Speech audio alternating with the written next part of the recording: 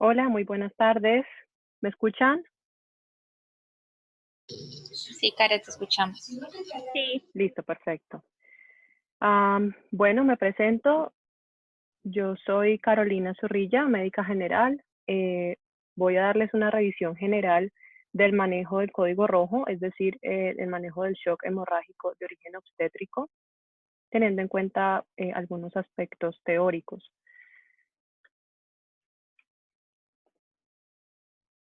Para empezar, declaro pues que no hay conflicto de intereses en esta presentación.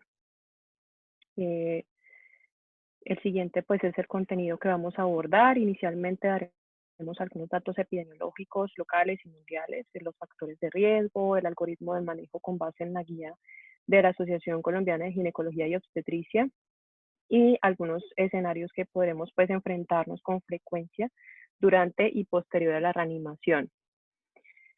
Entonces, para empezar, es importante tener en cuenta que una de cada 5 embarazadas que fallecen en la región muere como consecuencia de hemorragias durante o inmediatamente después del parto, y se estima que el 8.2% de las embarazadas en América Latina sufrirán una hemorragia postparto grave que requerirán alguna transfusión.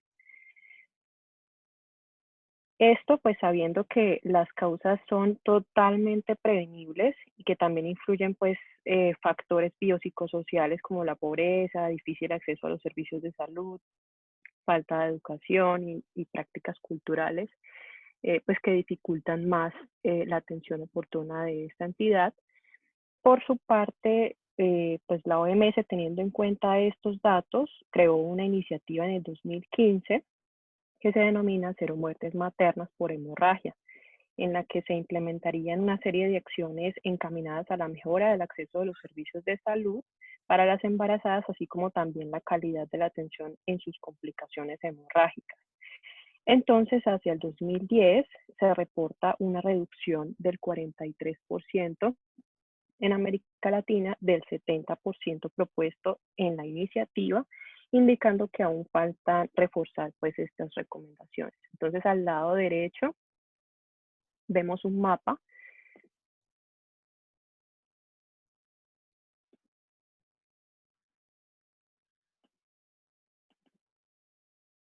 en donde encontramos la tasa de mortalidad materna en el mundo eh, en los últimos años, en donde entre más azul se vea, es porque hay más alta de mortalidad. Entonces, aquí en Colombia podemos observar que pues en nuestro país vemos que 83 muertes femeninas por cada 100.000 nacidos vivos ocurren anualmente, independientemente de la causa. Esto como datos epidemiológicos. Por tanto, en Colombia tenemos aquí que el sistema de vigilancia, según el último reporte del Instituto Nacional de Salud, en las últimas semanas epidemiológicas del 1 a 14, en este presente año, notamos que la causa más frecuente de hemorragia de mortalidad materna es hemorragia obstétrica, seguido de trastornos hipertensivos asociados del embarazo, y quiero ser muy enfática en esto como causa directa, porque en las indirectas está la sepsis. Entonces, ahora vamos a la definición y el concepto de hemorragia posparto. Hay que tener en cuenta que es cualquier pérdida sanguínea que cause compromiso hemodinámico en el posparto, y más detalladamente, según el Colegio Americano de Ginecología y Obstetricia, define que es la pérdida de sangre acumulada mayor o igual a 1.000 mililitros junto con signos y síntomas de hipovolemia en las primeras 24 horas después del parto, que incluye hemorragia intraparto independientemente de la vía de nacimiento, es decir, parto vaginal o cesárea. Sin embargo, es muy enfático en resaltar que no se debe pasar por desapercibido que si hay una pérdida mayor a 500 mililitros en el parto vaginal, debe ser estudiada y requiere de una vigilancia estricta. Entonces, antes de proceder con el manejo de la hemorragia postparto, es importante traer a colación unos datos teóricos, eh, principalmente en el trabajo de parto, ya que la hemorragia postparto se da es en la fase 3, es decir, en el alumbramiento. Entonces sabemos que el trabajo de parto es el conjunto de mecanismos que se inician con la contracción uterina y tienen como principal objetivo el nacimiento del neonato. Se divide en 3 estadios, el estadio 1, 2 y 3. El estadio 1 tiene una fase latente y una fase activa, que va a depender de la frecuencia o regularidad de las contracciones uterinas y la dilatación del cérvix. Aquí podemos observar el estadio 1. El estadio 2 es el descenso y la expulsión del nacimiento, es decir, la expulsión del feto o el neonato. Y finalmente el estadio 3 es el alumbramiento, es cuando posterior al nacimiento del neonato necesitamos la expulsión de la placenta. Entonces, es ahí donde debemos ser muy cautelosos en la pérdida sanguínea, el estado de conciencia y el grado de shock. Para lo cual hay una clasificación de Basket que determina el grado de shock según la pérdida de sangre, el sensorio, la perfusión, el pulso, la presión arterial y la cantidad de líquidos que debe reponerse durante la primera hora dependiendo del grado de shock. Es importante que tengan en cuenta que por cada, el grado de shock se determina por el valor que arroja el peor valor que arroja para clasificar el estadio. Entonces, por ejemplo, si la paciente tiene dos valores o 3 valores que le dan un estadio o grado de shock leve, pero tiene uno que me arroja un grado de shock moderado, entonces yo determino que la paciente está en un grado de shock moderado. Ahora, vamos a continuar con el manejo de la hemorragia posparto, pues teniendo en cuenta estos aspectos teóricos y estas son algunas recomendaciones que dio la Asociación Colombiana de Ginecología y Obstetricia en el 2009, para lo cual se basa en unos objetivos que recomienda la OMS y esos son salvar a la madre, disminuir la morbilidad materna y salvar el producto de la concepción en lo posible, porque lo principal, lo que prevalece es la vida materna. Entonces, la guía desglosa unos principios fundamentales para manejar la hemorragia posparto.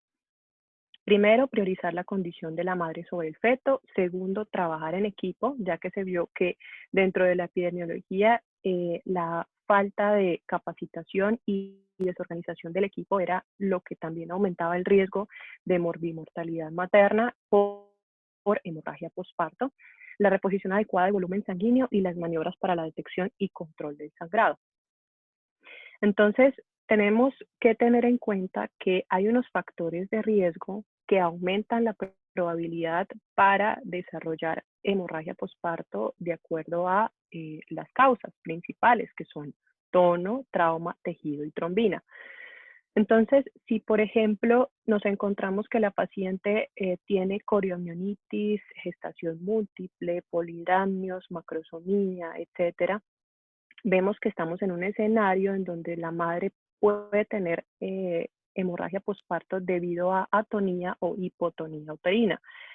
Si, por ejemplo, nos encontramos con una paciente que tiene antecedentes de cirugía vaginal o nacimiento por vía vaginal, parto precipitado, pues tenemos que la paciente tiene riesgo de hemorragia posparto por trauma.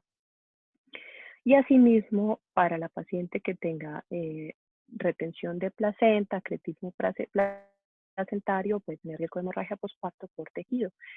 Finalmente, los que tengan riesgo de alteraciones en la coagulación, como muertes fetales, hemorragia, sepsis, tienen riesgo de hemorragia posparto por trombina. Entonces, el mismo Colegio Americano de Ginecología y Obstetricia clasifica la hemorragia posparto en primaria y secundaria. Primaria, que ocurre durante las primeras 24 horas del nacimiento, y secundaria ocurre después de las primeras 24 horas hasta antes de las 12 semanas después del nacimiento.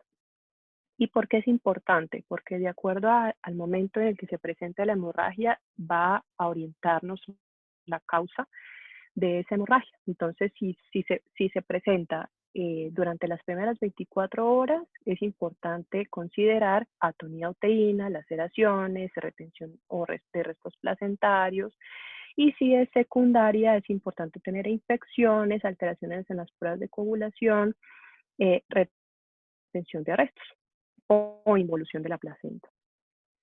Entonces, para iniciar el abordaje del manejo, primero, importante el equipo de trabajo, saber delegar las funciones, y para ello cualquiera está en capacidad de activar el código rojo, teniendo en cuenta lo que ya les mencioné: el sangrado, el grado de shock y el estado de conciencia.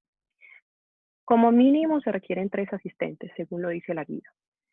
Pero ya si el coordinador, que es el médico, el que se localiza en la parte inferior del paciente, necesita de más participantes, él puede delegar funciones a otras personas denominadas circulantes. Entonces, ¿el coordinador quién es? Es el que determina la causa de hemorragia, el que delega las funciones, qué medicamentos se van a administrar, en qué momentos, y es el que va a hacer las maniobras. El asistente número 1, que es el que se encuentra en la cabecera, es el que se va a encargar de la vía aérea, administrar el oxígeno de ser necesario, verificar los signos vitales, es decir, monitorizarla. Si es necesario, ayudarle al coordinador con las maniobras y vigilar que no entre en hipotermia. El asistente número 2 se va a localizar en la parte izquierda. Aquí está derecha para efectos de la presentación, pero se localiza en la parte izquierda. Y es el que se va a encargar de garantizar los 2 accesos venosos, la administración de los medicamentos, la administración de líquidos endovenosos, toma de muestras sanguíneas y finalmente está el circulante, quien se va a encargar de establecer una comunicación entre el laboratorio y el contexto, y la ambulancia y el contexto si se requiere remitir. Por otro lado, si es necesario mantener informada a la familia, el circulante también va a cumplir una función importante ahí. Entonces, este es el algoritmo de manejo que trabajamos. Igual cada institución tiene su protocolo, pero es como el que toman de referencia para desarrollar el manejo de esta entidad. Entonces, una vez activamos el código rojo, con base a la definición que ya mencionamos, la pérdida de sangre, signos de shock, iniciamos con el tiempo cero. Entonces, una vez iniciamos con tiempo cero, clasificamos el shock. El grado de shock lo define el peor parámetro encontrado. Ya expliqué muy bien esa parte. Pedir ayuda. Todas las personas del equipo de trabajo se distribuyen y cumplen sus funciones iniciales. ¿Cuáles son esas funciones iniciales? Esas funciones iniciales las encontramos aquí al lado derecho. Cumplen una importante, digamos, cumplen los pasos importantes que deben llevarse a cabalidad durante los primeros 20 minutos. Y esto acompañado de la detección pronta de la causa de hemorragia posparto. Entonces, en esos 20 minutos, ¿qué debemos hacer? Primero, brindarle a la paciente oxígeno, ya sea por Venturi al 35-50%, por cánula nasal 4 litros por minuto, lograr el acceso venoso, que eso lo hace el asistente número 2, tomar las muestras de tubo, roja, gris, lila, para hemoglobina, hematocrito, todas las pruebas sanguíneas, de coagulación, pruebas cruzadas en caso tal de que se requiera transfusión, tiempos fibrinógeno. Tercero, iniciar la reposición volumétrica. Importante este punto. Deben ser administrados en la como primera instancia 2.000 mililitros, es decir, 2 litros de líquidos cristaloides previamente calentados a 39 grados centígrados, que eso lo hace uno de los circulantes. Se administra solución salina o Hartmann, preferiblemente, y debe ser a 3 mililitros por cada mililitro de sangre perdida. Finalmente, debemos reevaluar constantemente el grado de shock para definir cambios en el volumen, en la administración de volumen de líquidos cristaloides, ya que si nos pasamos de volumen, tenemos complicaciones, otras complicaciones asociadas como edema pulmonar. Por tanto, importante tener precaución en las pacientes con preeclampsia y cardiopatías, que no se nos vaya de la mano los líquidos. Y como les mencioné, reevaluar constantemente la clasificación. Entonces, en esta parte de acá vemos los cristaloides a difundir durante la primera hora. Entonces, iniciamos con 2000 mililitros y al revalorar si, por ejemplo, la paciente pasó de un moderado a uno leve, pues entonces debemos ajustar estos líquidos. Importante, si estamos enfrentándonos ante una paciente con shock hipovolémico severo, se deben administrar 2 unidades de glóbulos rojos inmediatamente, siendo la primera unidad en un lapso de 15 minutos. Obviamente, si usted está en una institución donde no cuenta con transfusión de hemoderivados, debe remitir.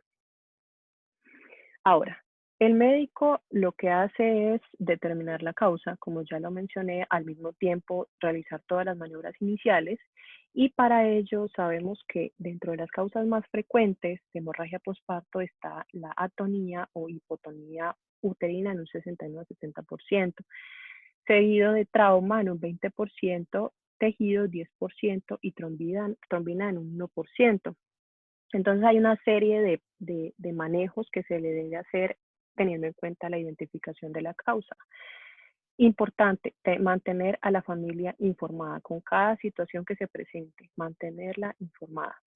Entonces, si por ejemplo nos encontramos ante una atonía uterina después de haber realizado exploración del canal vaginal, y para ello solicito la colaboración de las anfitrionas que envíen un enlace donde van a ver en detalle cómo se realiza la exploración del canal vaginal, que para efectos pues, de la presentación y tiempo no me voy a detener, pero sí es importante que lo tengan en cuenta. Entonces, si ya de acuerdo a esta exploración del canal vaginal, nos damos cuenta o descartamos estas otras causas, trauma, tejido y trombina, entonces vemos que nos estamos encontrando con una causa de tipo tono.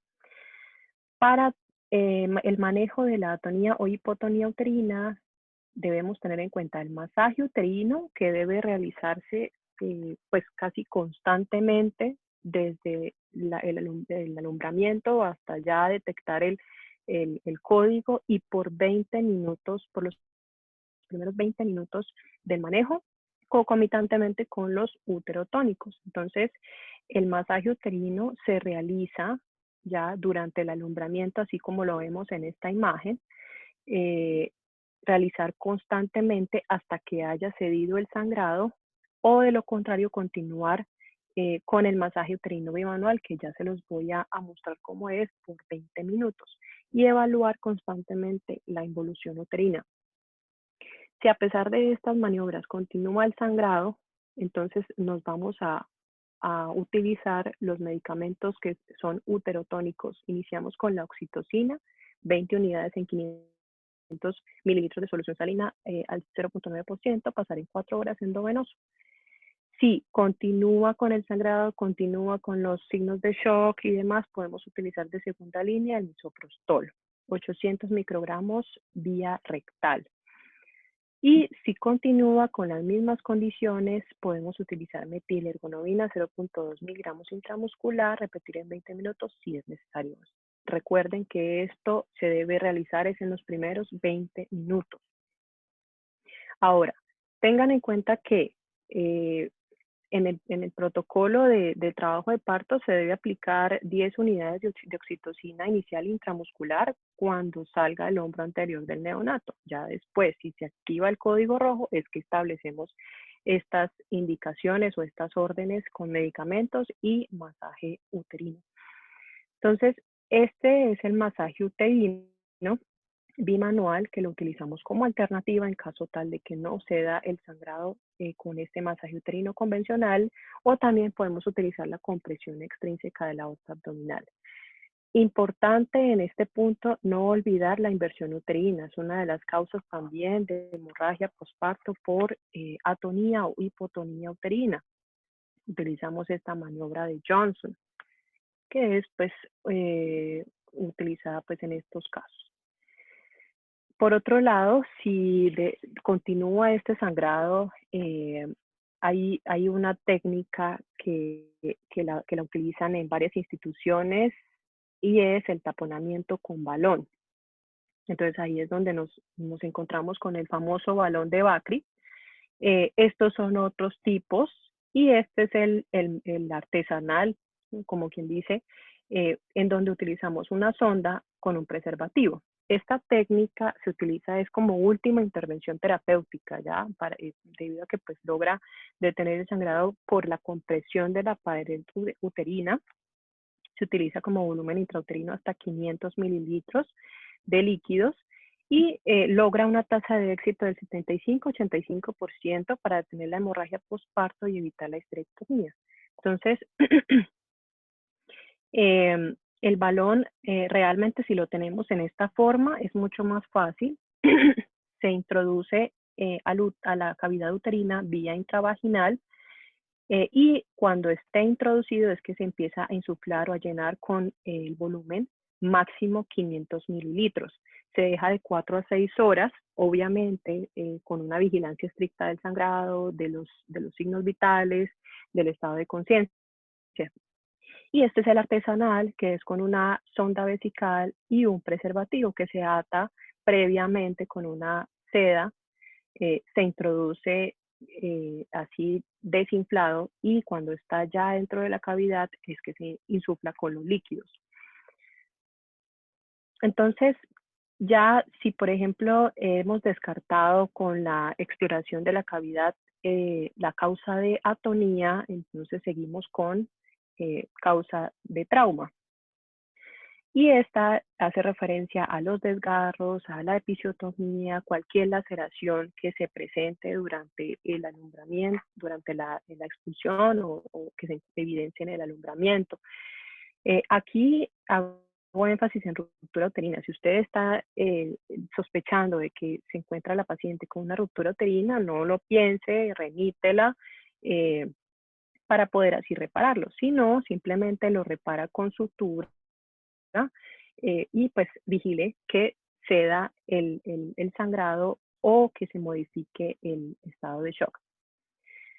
Por otro lado, si nos enfrentamos con el tejido, es decir, si hay restos placentarios, hay diferentes formas de evaluarlo o abordarlo y entre ellas está primero la extracción manual de restos placentarios, segundo la revisión de la cavidad uterina, puede ser con una compresa, y tercero utilizar las mismas indicaciones para manejar la hipotonía o atonía uterina. Finalmente, la trombina es una de las causas menos frecuentes para la hemorragia posparto. Sin embargo, pues hay que tenerla en cuenta. Importante, estas pacientes que tienen alteración en la coagulación, pues deben ser manejados en altos niveles de complejidad.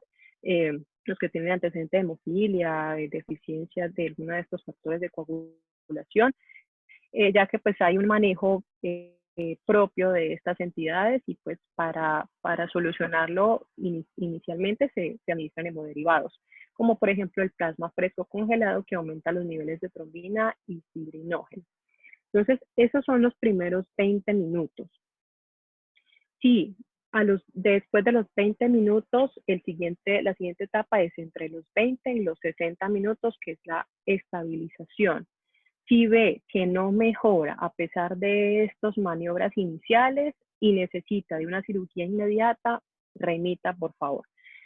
Si no, si usted se encuentra en un nivel 2 o un nivel 3 de complejidad, puede continuar con las siguientes órdenes. Entonces, si la paciente continúa o empeora su estado de conciencia o su estado o su grado de shock y necesita de inotrópicos o vasoactivos pues es necesario iniciarlos, norepinefrina, vasopresina, etcétera. Si no está en un nivel donde donde se pueda manejar este tipo de pacientes, como ya lo dije, remítalo y mantenga informada a la familia. Ahora, aquí importante enfatizar en la transfusión de hemoderivados siempre cuando la paciente se encuentra en un estado de shock grave, como ya lo mencioné, y continuar con la reposición volumétrica a 300 mililitros hora. Algo que no mencioné y que es importante en la monitorización del paciente es evaluar la volemia mediante la colocación de una sonda vesical para cuantificar diuresis, que pues es un factor que nos determina también compromiso orgánico y pues evaluar el estado de la reposición. Finalmente, al tiempo 60 minutos ya evaluamos el manejo avanzado. Sí, teniendo en cuenta los anteriores pasos, la paciente sigue igual. A los 60 minutos, importante tener en cuenta que estamos encontrándonos en un contexto donde la paciente se encuentra con hemorragia, con hipoperfusión, acidosis y marcadores que nos indican que cursa con coagulación intravascular diseminada. Es decir, que si a este minuto la paciente sigue igual y peor, pues estamos con una CID. ¿Qué es una CID? Es la activación excesiva y simultánea de la cascada de coagulación, y fibrinolisis es un descontrol total de la cascada, reparación y formación de trombos y embolia. Entonces, debemos, además de los exámenes que ya solicitamos iniciando el código, complementarlos con fibrinógeno, dímero de lactato, gases arteriales y electrolitros, que son como marcadores de hipoperfusión y estado de shock. Si es necesario, como ya lo dije, remítalo, porque esta es una paciente que ya tiene criterios para unidad de cuidado intensivo, intervención quirúrgica y administración de hemoderivados. Entonces, también es importante tener en cuenta que si la paciente está cursando con una CID y necesita un procedimiento quirúrgico, debe corregirse primero la CID. Y la CID no se diagnostica con exámenes, se diagnostica es con la clínica, teniendo en cuenta la hemorragia, la trombosis acompañada de disfunción multiorgánica progresiva y la persistencia o deterioro de la paciente. Entonces, ¿cómo se corrige? Si hay plaquetas menor a 50.000, necesitamos transfundir plaquetas.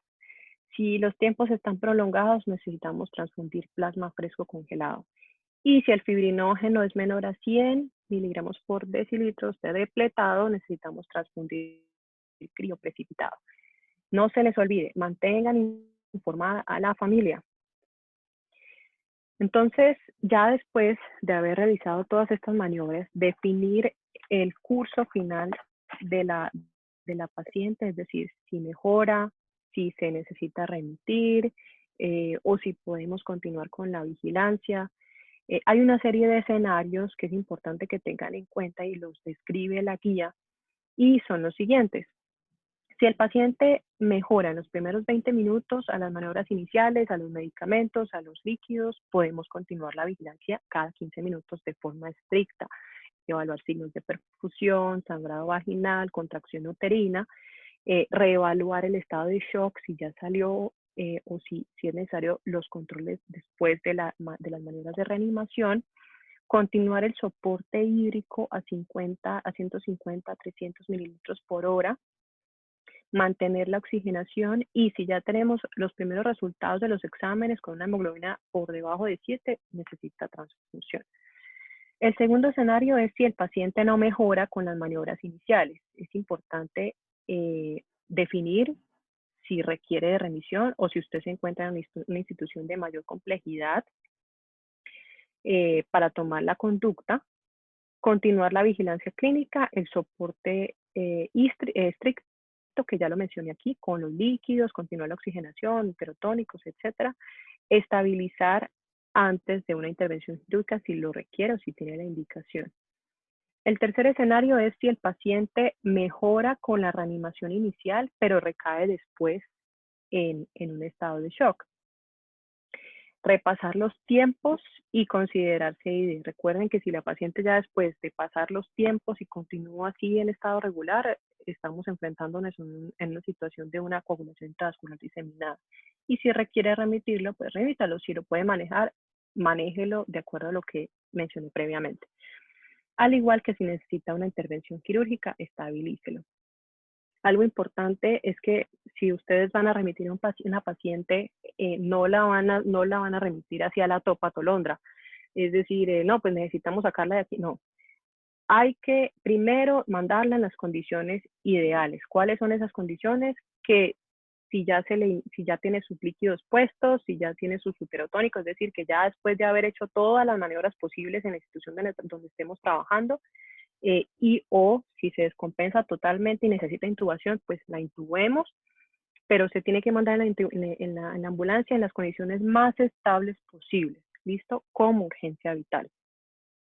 Y el último escenario es el paciente menor de edad, testigo de Jehová, hijo de padres con creencias religiosas, pues que dicen que no se les saca transfusión de hemoderivados. En estos pacientes se debe realizar el manejo inicial del código rojo y utilizar los hemoderivados cuando sean necesarios, ¿sí? Porque la vida prevalece sobre cualquier condición social y eso está basado en la reglamentación legal, en la constitución política, etcétera. Entonces, ya para finalizar, recordemos estos puntos, ¿sí? Como estamos en casita, entonces guárdelos en la casita para que ya cuando se vayan a enfrentar a esta situación lo tengan en cuenta. Primero, necesario conocer el protocolo de código rojo de cada institución y que el equipo con el que usted esté trabajando esté completamente entrenado y capacitado. Segundo, tener como guía de trabajo los principios fundamentales que ya les mencioné, ¿sí? Que la madre prevalece sobre el neonato, los líquidos, el equipo de trabajo, etc. El grado de shock lo define el peor parámetro encontrado. Esto ya lo expliqué en detalle. En caso de remisión, se debe garantizar un transporte adecuado teniendo en cuenta el nivel de atención que requiere la paciente. Es decir, que sepamos en qué contexto está la paciente, qué servicios necesita y asimismo remitirla a la institución donde se le puedan brindar estos servicios. Y durante la reanimación se debe mantener vigilancia clínica, reevaluar constantemente y continuamente la respuesta en los signos vitales, en el estado de conciencia, los grados de shock y finalmente mantener informada a la familia. Muchas gracias. Aquí les coloco un código QR donde les va a dirigir a la carpeta donde se encuentran las referencias y la exposición para compartirlo.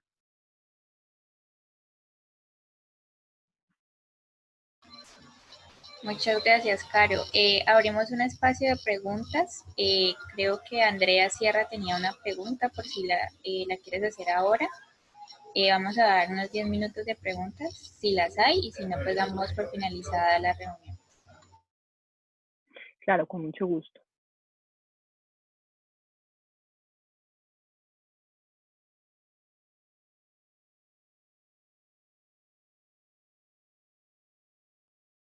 Por favor, si pueden, me la dictan la pregunta.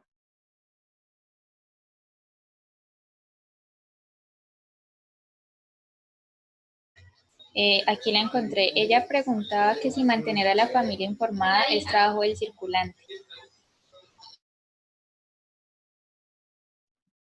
Sí, claro.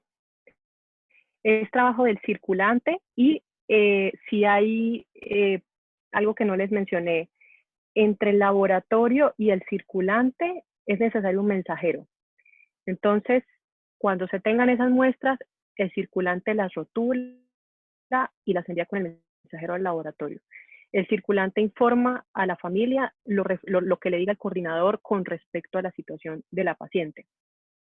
Y asimismo debe haber una persona encargada de coordinar pues lo de la ambulancia y la remisión, es decir, que esté listo el laboratorio para la recepción de muestras y listo la ambulancia para en caso tal de que se requiera remitir urgente.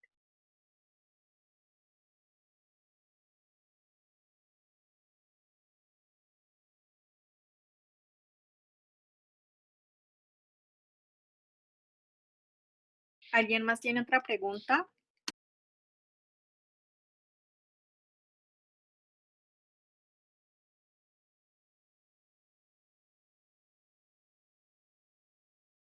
Aquí hacen otra pregunta, que si la hemorragia posparto es más común en pacientes jóvenes.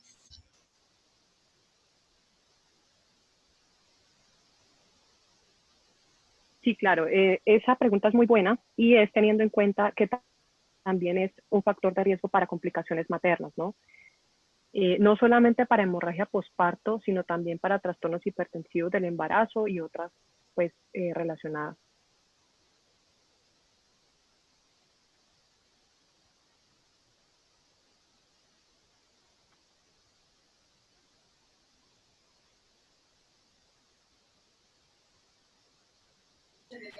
Aquí Isabela Cano hace otra pregunta, que si antes del trabajo de parto no se firma un consentimiento donde se le diga que en caso tal de complicaciones se le debe realizar transfusiones. Sí, para todo procedimiento se necesita firmar un consentimiento, para todo, porque todo tiene sus riesgos, sus complicaciones, etcétera, ¿sí?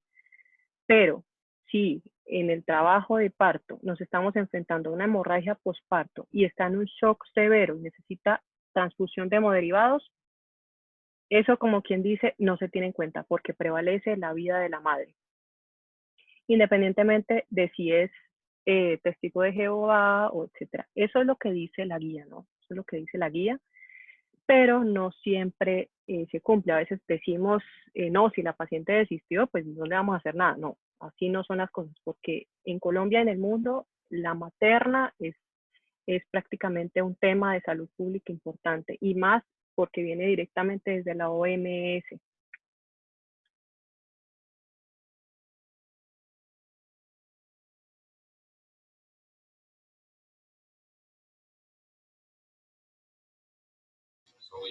¿Alguna otra pregunta? Vamos a dar 2 minutos más si tienen alguna otra inquietud.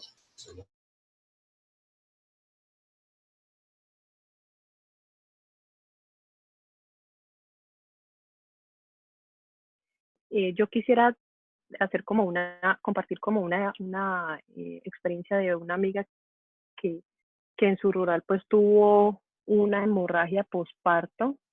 Ella en su institución tenía un carro solamente que manejaba las cosas del código rojo y pues ella presentó el shock hipovolémico o activó el código y utilizó el, el balón de Bacri. Esto es muy común que, que se puedan ver enfrentados a utilizarlo. Por favor, si ustedes pueden ver algún videíto en YouTube, pues YouTube afortunadamente nos ofrece todas estas herramientas, ver cómo se hace. Si no tienen a la mano el balón, lo pueden hacer de forma artesanal. Lo importante es utilizar todas las estrategias, no se asusten, no se azaren, piensen que tienen un equipo de trabajo capacitado y pues que si realmente se ven en una situación donde la paciente ya requiere de otras maniobras más invasivas, por favor acudan a los que tienen más experiencia, si es necesario remitirla, pero no se vayan a quedar con esos pacientes porque pues es factor para que hayan más complicaciones.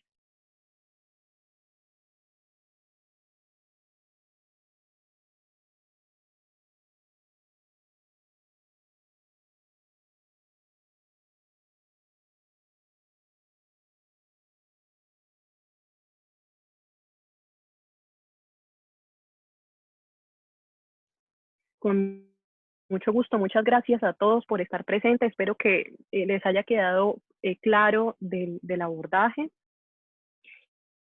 Este no está muy alejado de lo que son los demás, el código azul, por ejemplo, ya que pues nos estamos enfrentando a una paciente que está inestable y que necesita una vigilancia estricta. Entonces, pues ya cuando ejerzan pues la práctica médica, por favor ténganlo en cuenta porque pueden presentar esta situación. ¿Listo? Un saludo, espero les sirvan las referencias y la presentación a futuro. Muchísimas gracias, Caro, por tu tiempo y por la presentación. Gracias.